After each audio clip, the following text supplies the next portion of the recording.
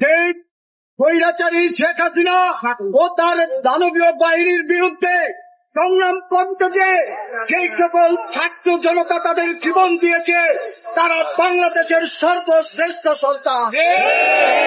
এই সকল সর্বশ্রেষ্ঠ সন্তানের যাই সকল পরিবার রয়েছে, সেই পরিবারকে মর্যাদা দেওয়া, তাদের নিরাপত্তা দেওয়া দীর্ঘদিন পৌরসভার নৈতিক দায়িত্বের মধ্যে পড়ে।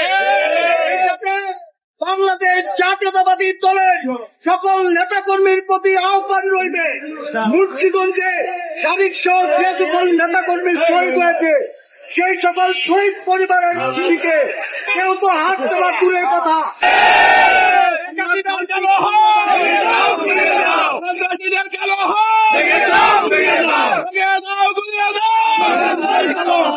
বিশ্বাস রাখি বাংলাদেশের সবচেয়ে বড় রাজনৈতিক দল বাংলাদেশ জাতীয়তাবাদী দল, সেই দলের ভারপ্রাপ্ত চেয়ারম্যান দেশনায়ক তারেক রহমান দেশের সর্বস্তরের নেতা কর্মীদের জন্য একটি বার্তা দিয়েছেন।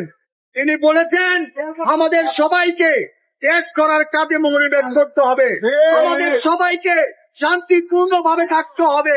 দেশের কোন নাগরিক, কোন সাধারণ মানুষ যাতে আমরা হিন্দি লুটপাটের শিকার না হয়, সেখান দিতে হবে।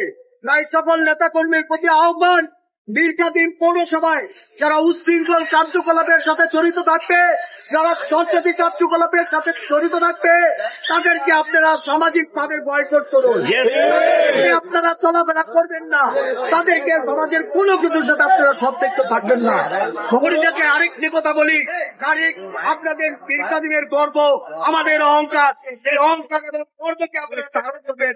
এই বলে আমার বক্তব্য শেষ করছি। বাংলাদেশ জিন্দাবাদ, বাংলাদেশ জাতীয়তাবাদী যুবদল জিন্দাবাদ, শহীদ জিন্দাবাদ, জিন্দাবাদ।